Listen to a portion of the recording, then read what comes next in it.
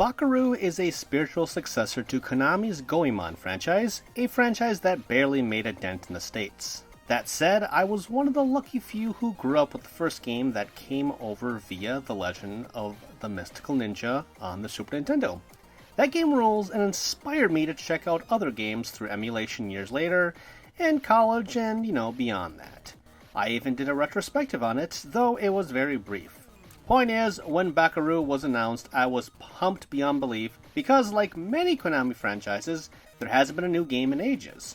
I almost imported it several times since it came out last year in Japan, but I had hoped it was coming over here, and look where we are now. So, did it hold up with my expectations? Well, yes and no. First, Bakeru is the title character and he is a tanuki. Those unfamiliar with Japanese culture should know tanukis look like raccoons, and in legend they can use leaves to transform. That's a very basic understanding on my part, but Bakeru uses magic to transform into a boy to blend in and stop an invading army of parade performers trying to conquer Japan. Your weapon of choice is a drum kit. L and R can be used respectively, together to whack enemies, and a drum can be used as a shield. You can also gain the power of other transformations, and more forms unlock as the game goes along.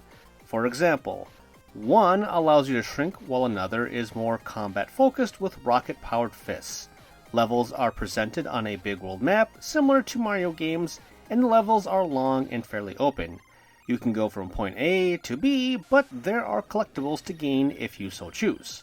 Also, fighting enemies and breaking boxes will get you gold, which you can then use in levels to restore health or to get other bonuses, like bombs.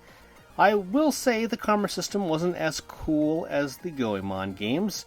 Also, it was talkative, but it didn't feel as funny. The comedy with Goemon came from brevity. The levels could have used some brevity and variety in Bakeru too, more so than just environmental changes or an occasional ride with a robot dog. So, no, it didn't blow me away, but I did enjoy it.